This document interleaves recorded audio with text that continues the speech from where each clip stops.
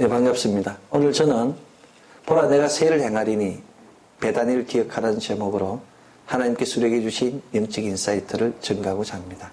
오늘 본문의 배경은 베다니입니다. 베다니는 아람어로 베이트 아나입니다. 베이트는 집이라는 뜻이에요.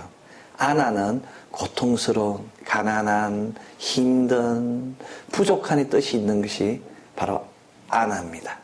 그래서 우리는 베다니를 고통의 집이라고 부릅니다. 가난의 집이라고 부릅니다. 슬픔의 집이라고 불러요. 불행의 집이라고 부르고 또 부족하다고 해서 무화과의 집이라고 부릅니다. 왜 도대체 베다니에서 어떠한 일이 일어났기에 우리는 베다니를 고통의 집, 슬픔의 집, 가난의 집, 불행의 집, 무화과의 집이라고 부르겠습니까? 이스라엘에는 베다니가 두 곳이 있습니다. 침례자 요한이 요단강 옆에서 세례를 베풀던 바로 그 장소가 베다니며 죽은 나사로가 부활한 마을이 바로 베다니입니다. 요한복음 11장 8절은 베다니는 예루살렘에서 가깝기가 한 오리쯤 되매라고 기록하고 있습니다.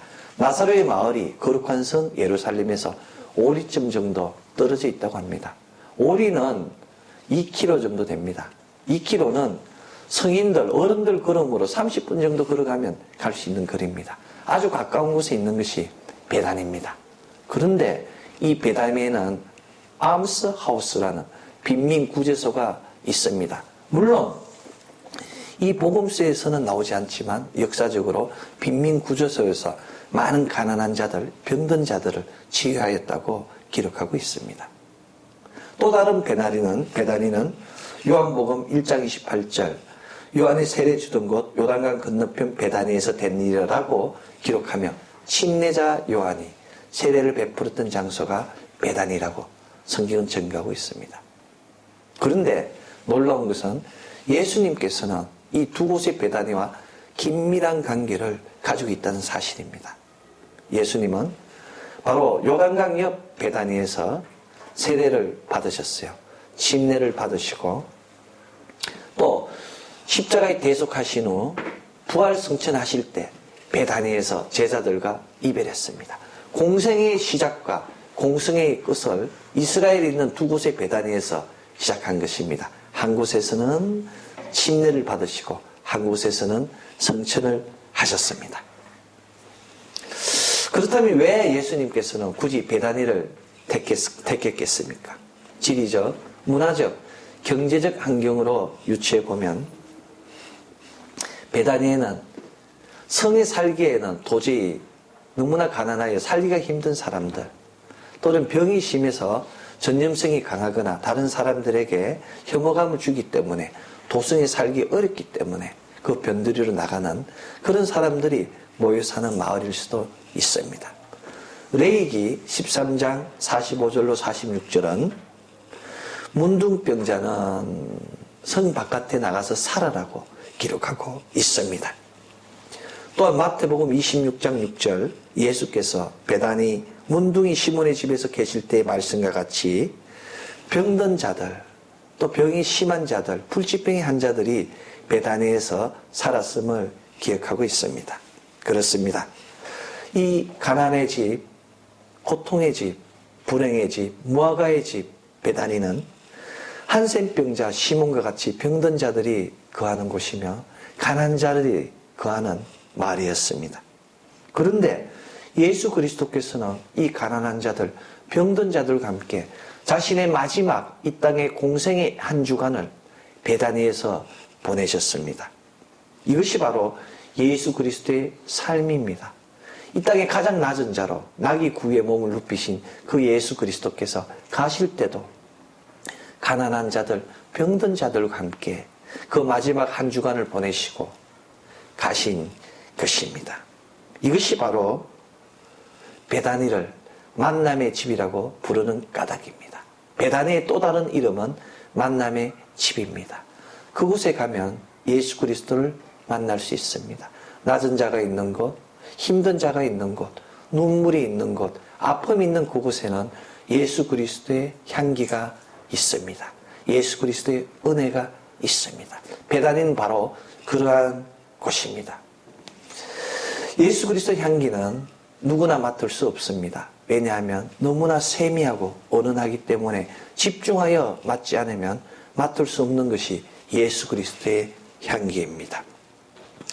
이러한 관점에서 꽃은 없을지라도 열매가 풍성하고 그 안에 달고 부드럽고 가즙이 풍성한 무화과나무의 열매와 예수 그리스도의 삶은 비슷하다고 볼 수 있습니다. 또한 베다니의 삶과도 비슷하다고 볼 수 있습니다. 무화과는 꽃이 없습니다. 꽃이 피지 않기 때문에 무화과 나무라고 부릅니다. 매력적인 향기도 자랑할 만한 꽃도 내세울 것도 없는 것이 무화과입니다. 마찬가지로 내세울 것도 없는, 자랑할 것도 없는 곳이 베단입니다. 예수 그리스도께서도 마찬가지로 낮은 그 구의 몸을 높이신 내세울 것도 자랑할 것도 없는 그런 낮은 자로 이 땅에 오셨습니다. 그런데 그곳에 사람의 생각으로, 사람의 눈으로 볼 수 없는 향기가 있는 것입니다. 그 향기가 상처난 사람들을 위로하고 병든 자를 치료하고 또 물질이 부족할 때 오병이의 기적을 통하여 풍성히 채워지는 역사가 나타나게 하는 것입니다. 그러나 그 무화과 나무도, 우리가 꽃이 피지 않는다고 믿고 있는 그 무화과 나무도 사실은 꽃이 핍니다. 무화과 나무는 가시 속에서 꽃이 핍니다.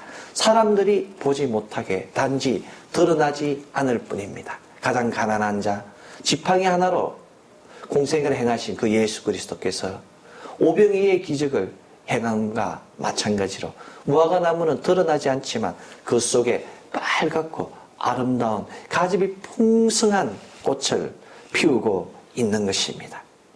그 꽃이 외부로 드러날지 않을지라도, 외부로 그 향기가 드러나지 않을지라도 그 안에는 충만한 가즙으로 빨갛고 아름다운 꽃으로 충만한 것이 바로 무화과 나무입니다. 우리 역시 외부로 드러나지 않을지라도, 남들이 알아주지 않을지라도, 남들이 칭찬하지 않을지라도 향기로운 가즙이 넘치며 아주 부드럽고 달달한 맛을 가지는 무화과 나무의 믿음을 가져야 합니다. 사람의 뜻을 버리고 사람이 보기에 좋은 것을 버리고 하나님의 뜻을 따라서 하나님이 보시기에 합당한 행함을 가지는 것이 바로 참된 믿음이며 무화과 나무의 믿음입니다. 참된 믿음은 땅에서의 상급이 아니라 하늘에서의 상급을 얻게 합니다.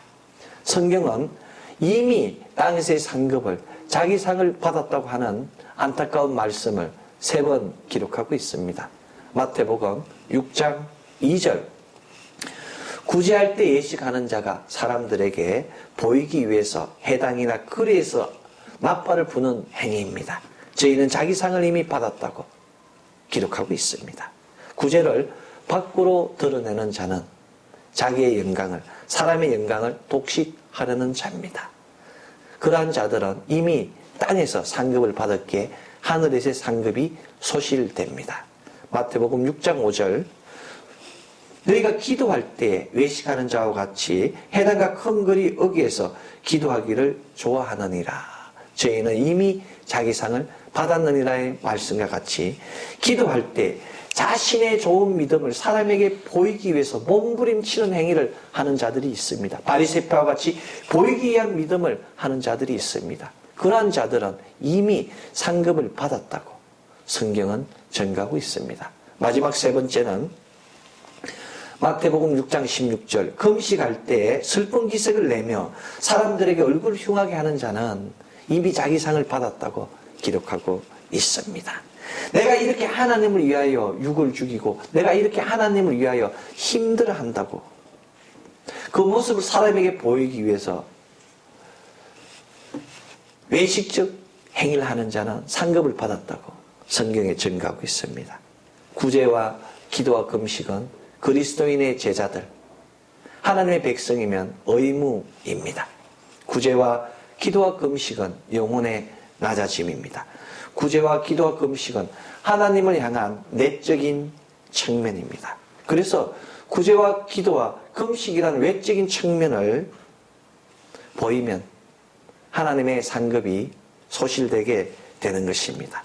우리가 내적으로 충만할 때, 무화과나무 열매와 같이 꽃이 보이지 않을지라도 그 열매 안에 꽃을 품고 부드럽고 달짝지근한 그 가즙이 풍성한 충만함으로 나아갈 때 엄밀한 곳에서 우리를 보시는 하나님께서 우리의 모든 일들을 형통케 하시고 하늘의 상급으로 채워주시는 것입니다. 보여지지 않으면서도, 드러나지 않으면서도, 소리나지 않으면서도 내적으로 열매가 풍성한 믿음, 이것이 바로 참된 무화과나무의 믿음입니다. 이러한 무화과나무의 믿음이 참으로 하나님께 드려지는 믿음입니다.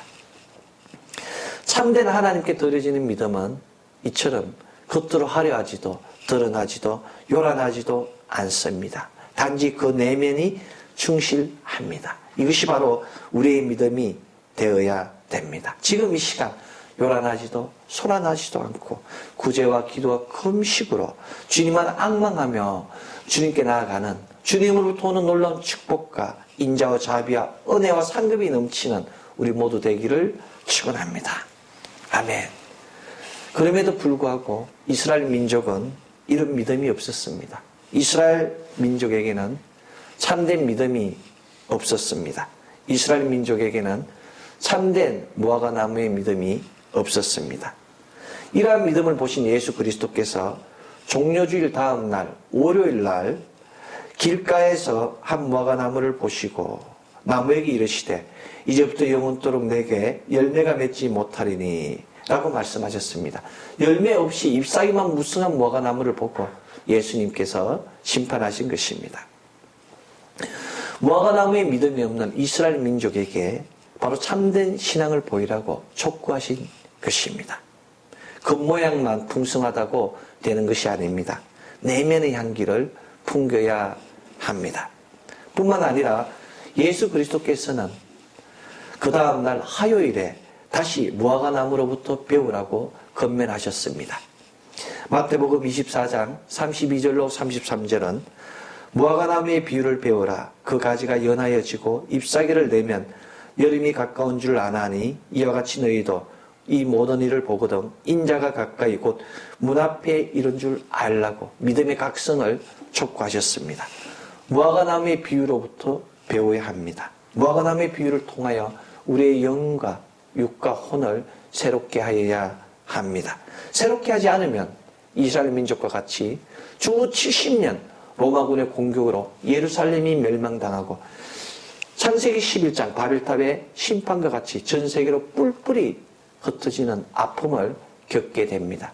그들은 주 70년 이후 전 세계로 뿔뿔이 흩어졌으면 1948년 나라가 독립되기까지 힘든 고난을 겪을 수밖에 없었습니다. 집도 없고 거처할 곳도 없고 함께 가족이 모이지도 못하는 그런 아픔을 그들은 겪을 수밖에 없었습니다. 그들에게는 무화과나무와 같은 믿음이 없었기 때문에 그들의 본인뿐만 아니라 후대까지 힘들 수밖에 없었던 것입니다. 사랑하는 성도 여러분, 지금 이 시간 우리의 믿음은 어떠한 믿음입니까? 잎사귀만 풍성한 믿음입니까? 아니면 무화과나무의 열매와 같이 그 내면이 꽉 찬 믿음입니까? 지금 이 시간 우리의 믿음은 사람에게 보이기 위한 믿음입니까? 아니면 하나님께 드리기 위한 믿음입니까? 믿음을 새롭게 하여야 합니다. 고린도전서 2장 9절은 하나님이 자기를 사랑하는 자들을 위하여 예비하신 모든 것은 눈으로 보지 못하고 귀로 듣지 못하고 사람의 마음으로도 생각지 못하였다. 사람의 마음으로도 생각지 못하였다고 기록하고 있으며 눈으로 보지도 못하고 귀로 듣지도 못하고 사람이 생각지도 못하는 일을 하나님께서 하신다고 증거하고 있는 것입니다. 생각지도 못하는 일을, 보지도 듣지도 못하는 일들을 하나님께서 하시겠다고 우리에게 선포하신 것입니다. 오늘 구약성서 본문 보라 내가 새 일을 행하리니 말씀과 같이 너희들이 알지 못하는 생각지도 못하는 어마어마한 축복을 우리에게 주시겠다고 말씀하신 것입니다. 하나님께서는 구원의 약속을 이루셨습니다. 예수 그리스도를 통하여 우리에게 리뎀션과 어톤먼트, 대속과 구속의 모든 사명을 다하시고 앞으로도 세컨 커밍하는 그날까지 우리를 인도하시고 지켜주시고 보호하시고 충만케 하신다고 약속하셨습니다. 이것이 바로 하나님의 세일입니다. 그분이 다시 오시는 그날, 오늘 구약성서 본문 이사야 43장 20절 들짐승 장차 실랑과 타조도 나를 존경할 것은 라고 기록하고 있습니다. 여러분들, 실랑의 히브리어는 타닌입니다. 타닌은 용이에요. 용. 들에 사는 짐승, 그 중에서도 용은 뭡니까? 사단의 개수입니다. 바로 사단 마귀들이 예수님 다시 오시는 그날, 세일을 행하는 그날 굴복하고 자복해서 하나님께 패배한다는 것을, 또 하나님을 존경하게 될 것을 보여주고 있는 것입니다. 타조는 무엇이겠습니까? 타조는 히브리어로 바트입니다. 바트는 딸을 의미합니다. 사람의 딸을 의미합니다. 창세기 6장에 나오는 패악한 사람의 딸을 바로 타조라 일컫는 것입니다. 그 믿음 없는 패악한 딸들이, 그 사람의 딸들이 하나님이 세일을 행하실 때는 자복하고 굴복하며 하나님께 충성하게 된다고 성경은 증가하고 있는 것입니다. 이 얼마나 놀라운 사실입니까? 장차 예수 그리스도께 다시 오시는 그 새날에는 세일을 행하실 때는 이 땅에 어둠도 없고 눈물도 없고 아픔도 없는 그러한 날이 오리라고. 어둠의 영들, 바로 실랑도, 타닌도, 용도 사라지고 타조도, 사람의 패악한 딸도 사라지고 아름다운 평강과 화평과 하나님의 역사만 있다고 성경은 증가하고 있습니다. 그것뿐만 아니라 메마른 인생의 강량길에 길을 내시겠다고 약속하셨습니다. 사막에서 길을 내는 것은 쉬운 일이 아닙니다. 그럼에도 불구하고 하나님께서 길을 내시겠다고 말씀하셨습니다. 우리 앞에 막힌 바다, 우리 앞에 막힌 강들, 홍해를 가르듯이, 요란강을 가르듯이 길을 내시겠다고 말씀하셨습니다. 우리 앞에 막힌 여리고성을 파하고 우리에게 길을 내시겠다고 말씀하셨습니다. 산이 막히면 산을 옮기고, 골짜기가 있으면 골짜기를 메우고, 이지러진 것이 있으면 이지러진 것을 메워서 우리에게 길을 내시겠다고, 우리를 인도하시겠다고 말씀하셨습니다. 아말렉 족속과 같이 우리를 한없이 공격하는 적군이 있을지라도, 어둠의 세력이 있을지라도 그들을 단박에 멸하시겠다고, 멸하셔서 길을 내시겠다고 우리에게 약속하셨습니다. 이것이 바로 하나님의 사랑입니다. 우리를 향한 하나님의 사랑, 우리를 맡고 있는 모든 것을 파하시고 당신께로 인도하시겠다는, 푸른 초장으로 실만한 물가로 인도하시겠다는 그 하나님의 사랑을 기억하여야 합니다. 지금 이 시간 우리에게 막힌 길이 있습니까? 우리 앞에 길이 없을지라도, 우리 앞에 바다가 가로막힐지라도, 우리 앞에 강이 막힐지라도, 우리 앞에 여리고성이 막을지라도, 아말렉 족속이 막을지라도 당장에 길을 내시는 그 하나님께서 그 모든 것을 형통케 하십니다. 이 약속을 믿고 잠잠히 기다리며 주님만 바라보는 우리 되기 원합니다. 아멘. 참된 믿음은 소리가 나지 않습니다. 우리는 하나님께 드려지는 소재가 소리 없음을 기억하고 있습니다. 소재와 같이 곱게 갈아진 고운 가루는 흔들어도 소리가 나지 않습니다. 하나님의 다루심을 통하여 부서지고 깨어지고 갈아진 고운 가루는 아무리 흔들어도 소리가 나지 않습니다. 기름과 함께 골고루 반죽되는 귀한 쓰임받는 도구가 됩니다. 이러한 고운 가루된 믿음은 아무리 큰 상처라도, 질병으로 인한 상처, 물질로 인한 상처, 사람으로 인한 상처, 환경으로 인한 상처라도 소리내지 않습니다. 믿음은 말이 많은 것이 아닙니다. 믿음은 말없이 하나님만 바라보고 하나님의 역사를 기다리는 것입니다. 그렇습니다. 참된 믿음은 아무리 깨어지고 힘들어도 잠잠히 인내하며 하나님의 역사를 기다리는 믿음입니다. 이스라엘 백성은 소리가 쟁쟁했습니다. 출애굽기 14장은 뒤에는 애굽의 병거가 쫓아오고 앞쪽에는 홍해수가 막고 있다고 기록하고 있습니다. 바로 그러한 순간에 이스라엘 민족은 모세에게 원망하기 시작했습니다. 당신이 우리를 이끌어내어 이 광야에서 죽게 하느냐라며 모세를 비난하기 시작했습니다. 애굽 사람을 섬기는 것이 광야에서 죽는 것보다 낫다고 하나님을 배신하기 시작했습니다. 그럼에도 불구하고 모세는 그들에게 외칩니다. 너희는 두려워하지 말고 가만히 있어서 여호와께서 너희를 위하여 행하시는 구원을 보라고, 잠잠히 하나님의 행하심을 보라고 모세는 선포하였습니다. 이것이 바로 참된 믿음입니다. 모세뿐만 아니라 다윗 역시 시편 62편 1절에서 나의 영혼이 잠잠히 하나님을 바라보며 나의 구원이 그곳에서 나는도다 라고 기록하고 있습니다. 잠잠히 하나님을 바라볼 때 그곳에서 구원의 기쁨이, 구원의 축복이 주어지게 됩니다. 하나님의 말씀에 토를 달면 위험하게 됩니다. 그냥 믿고 하나님의 하시는 일을 묵묵히 감사하며 기다리면 됩니다. 이것이 바로 무화과나무의 믿음입니다. 우리 안에 있는 미움, 원망, 분노, 저주 등을 깨뜨리고 고운 가루가 되어 잠잠히 하나님만 바라는 믿음이 되어야 합니다. 때로는 사람을 바라보면, 때로는 환경을 바라보면, 때로 마음이 아플 때가 있습니다. 사람의 생각을, 사람의 편견을 버려야 합니다. 고운 가루가 되어서 하나님의 음성을 들어야 됩니다. 우리가 보지도 못하고 듣지도 못하고 생각지도 못한 일을 행하시는 하나님의 역사를 기다려야 합니다. 사랑하는 성도 여러분, 바로 무화과나무의 믿음이 이런 믿음입니다. 어떠한 환난이나 고난에도 두려워하지 않습니다. 흔들리지 않습니다. 무너지지 않습니다.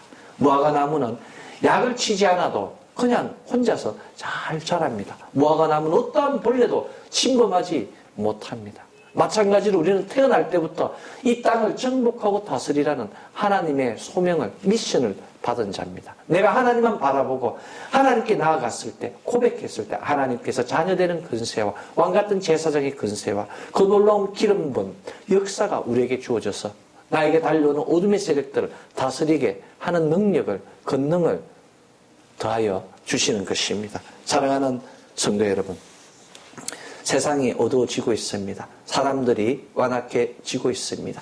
자기만 아는 세상으로 변하고 있습니다.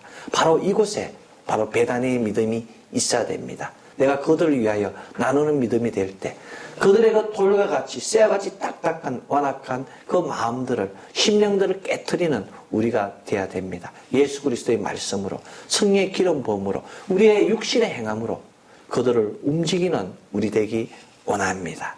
오늘 신약성서 본문의 배경, 바로 무화과의 집 베다니는 우리에게 이러한 영적 사이트를 주는 것입니다. 사랑하는 성도 여러분, 오늘 신약성서 본문 요한복음 12장 1절은 6월절 엿새전 예수께서 베다니에 이르신 그곳에는 라고 기록하고 있습니다. 예수께서 가신 그곳에 잔치가 있었습니다. 나사로와 마르다와 마리아가, 가룟 유다 등이 예수를 위하여 잔치를 베풀었습니다. 아마도 죽은 나사로, 그 나사로가 부활한 감사의 대가로 예수 그리스도께 음식을 대접할 수도 있습니다. 성경은 마르다가 분주히 일을 하고 있다고 기록하고 있습니다. 자신의 그 오빠가 이 죽었다가 살아났는데 그분에 대하여 감사가 어찌 없겠습니까? 그것이 바로 베다니입니다.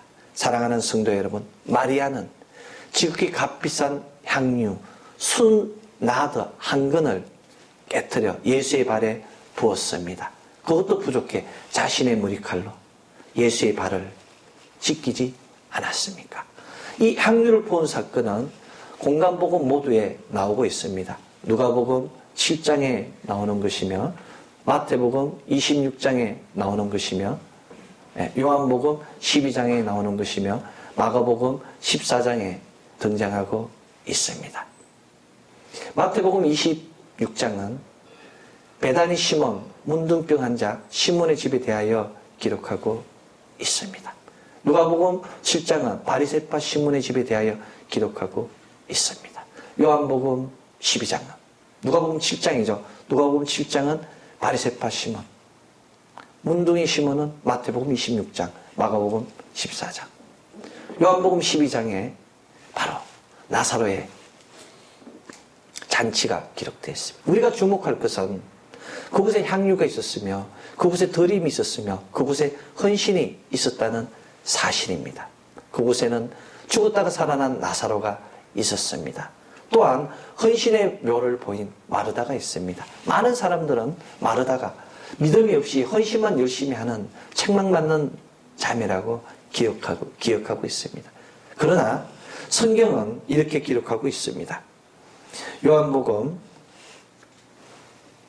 11장 25절로 26절 나는 부활이요 생명이니 나를 믿는 자는 죽어도 살겠고 무릇 살아서 나를 믿는 자는 영원히 죽지 아니하리라는 놀라운 비밀을 예수님께서 마르다에게만 알려주셨습니다. 뿐만 아니라 이 예수 그리스도의 말씀을 들은 마르다는 예수 그리스도께서 주는 그리스도시요 살아계신 하나님의 아들이라는 그 놀라운 베드로의 고백을 하나님께 드렸습니다. 요한복음 11장 27절 주는 그리스도시요 세상에 오시는 하나님의 아들이신 줄 내가 믿나이다라고 고백했습니다. 이 얼마나 놀라운 믿음입니까?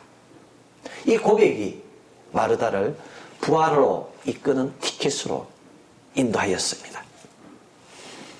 마리아는 자신의 마음을 드리고 말씀을 사모하고 자기의 생명보다 중요한 순전한 옷값 향유를 드렸습니다. 부활의 티켓을 받았습니다. 마르다는 온전한 신앙 고백을 통하여 또 행함을 통하여 부활의 티켓을 받았습니다. 나사로는 예수 그리스도의 마음을 얻어서 예수 그리스도께서 나사로가 죽었다는 이야기를 들었을 때 눈물을 흘리셨다고 요한복음 11장은 슬퍼하셨다고 비통해하셨다고 기록하고 있지 않습니까? 예수 그리스도의 마음을 얻은 나사로 역시 부활의 티켓을 받았습니다. 그러나 그곳에 어둠의 세력이 있습니다. 가룟 유다는 이 마리아의 헌신을 비난했습니다. 가룟 유다의 계산에 의하면 이 순전한 나드 한 근은 1파운드인데 1파운드의 가격은 300데나리온입니다. 1데나리온은 당시 장정 하루에 일삭입니다. 그렇다면 300일 동안 열심히 일할 때 이 옷값을 살 수 있는 겁니다. 얼마나 안타까운 일입니까? 돈으로 살 수 없는 하나님의 은혜를 예수 그리스도의 마지막을 말씀에 충실한 마리아가 예수 그리스도의 장례를 위하여 그 발에 기름 부음을 한 것을 물질로 한산한 가룟 유다는 결국 심판에 대해 오르지 않았습니까? 사랑하는 성도 여러분, 그렇다면 지금 우리의 믿음은 나사로의 믿음입니까? 마르다의 믿음입니까? 마리아의 믿음입니까? 가룟 유다의 믿음입니까? 지금 우리는 누구의 믿음을 가지고 있습니까? 그분 오시는 그날 우리의 믿음은 축복과 심판으로 결정나게 됩니다. 지금 이 시간 무화과의 믿음과 같이 흙과 빛깔이 화려하거나 소리나지 않을지라도 그 속에 알차고 부드럽고 가적으로 충만하며 노란하지 않고 소란하지 않고 구제와 기도와 금식으로 주님만 앙망하는 우리 되기 원합니다. 마리아처럼 자신의 가장 귀한 것을 드리고 마르다처럼 헌신과 온전한 고백 드리는 우리 되기를 예수 그리스도 이름으로 축원합니다. 기도하겠습니다.